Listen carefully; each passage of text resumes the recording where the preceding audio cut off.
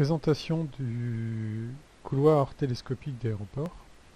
Donc c'est un exercice qui n'est pas très compliqué mais qui nécessite une bonne analyse. Donc le couloir d'aéroport vous est représenté sur cette photo ici et donc il est censé s'adapter à la hauteur de différents avions qui ne se garent pas forcément au même endroit, et donc on s'attend à avoir un mouvement de montée et de descente et ainsi qu'un mouvement de rotation et de translation pour pouvoir s'adapter donc aux différentes positions des avions. Donc c'est représenté ici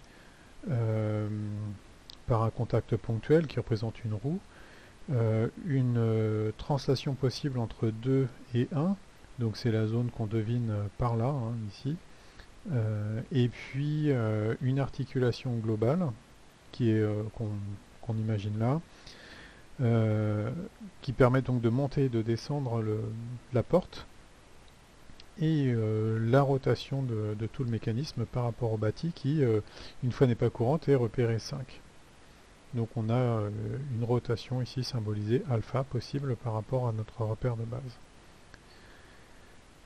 Donc cet exercice est dans la même veine que celui que vous avez déjà traité sur le barrage du Mont Saint-Michel, où il fallait trouver les bonnes équations pour déterminer la pression dans le vérin.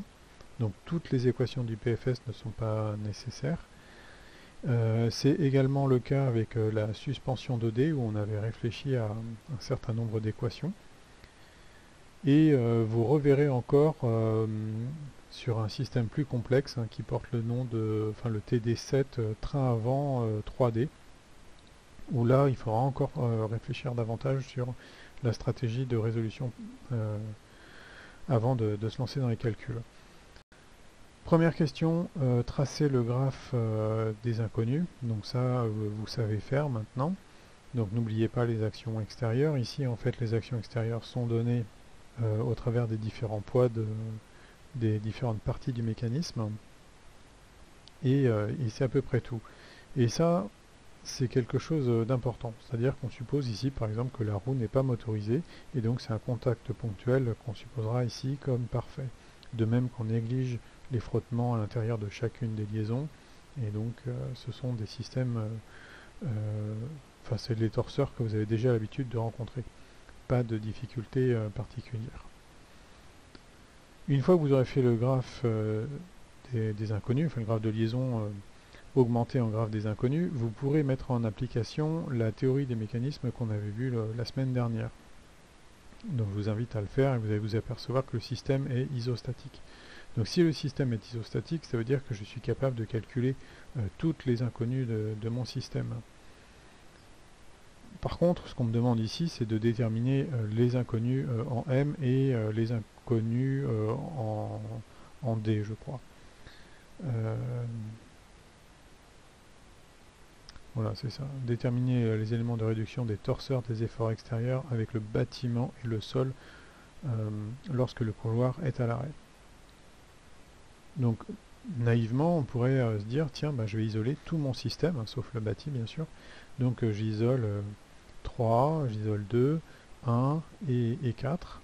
Je vais avoir un contact ponctuel en D, une liaison pivot en M, donc a priori 5 inconnus, et ici une inconnue. Donc, ça fait 6 inconnus en tout, pour 6 équations, puisque je suis dans l'espace. Oui, mais il y a un petit souci. En fait, vous vous apercevez que l'équation qui va résulter de l'équation des moments en projection suivant l'axe OZ0, OZ1, eh bien, va conduire à une équation du type 0 égale 0. Pourquoi? Parce que ici vous avez 0 inconnu, et toutes les actions mécaniques qui sont là n'engendreront pas de moment suivant l'axe OZ0. Et donc, finalement, nos équations exploitables ne sont pas de 6, mais de 5. Et pour autant, j'ai bien 6 inconnus.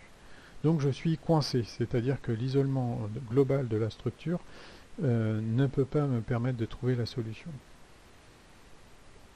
Alors, comment faire? Eh bien, si on s'intéresse à l'axe OX1, on s'aperçoit en fait que là, on a une liaison pivot entre l'ensemble qui est ici.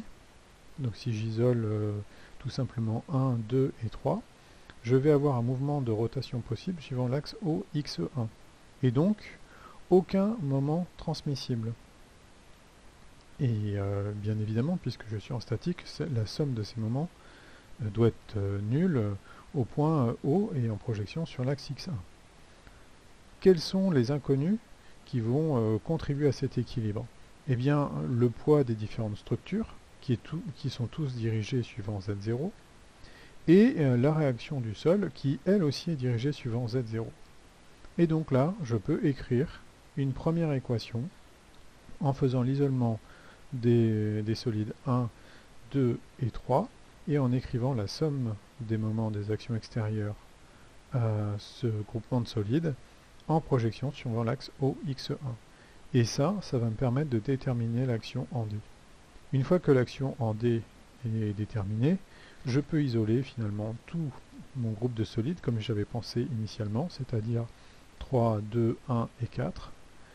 L'action en D devient une action connue, et je peux résoudre complètement l'équation pour trouver le torseur des actions transmissibles du bâti à ma structure. Donc voilà pour cette phase de présentation. Je comptais pas spécialement écrire de faire une vidéo en décrivant tous les calculs, puisque vous allez avoir une correction. Et normalement, au stade où vous en êtes, vous êtes capable d'effectuer ce type de calcul. Donc la difficulté résidait dans la stratégie de départ, c'est-à-dire bien penser à isoler ces solides-là et d'écrire juste une seule équation suivant l'axe OX1. Bon courage à tous!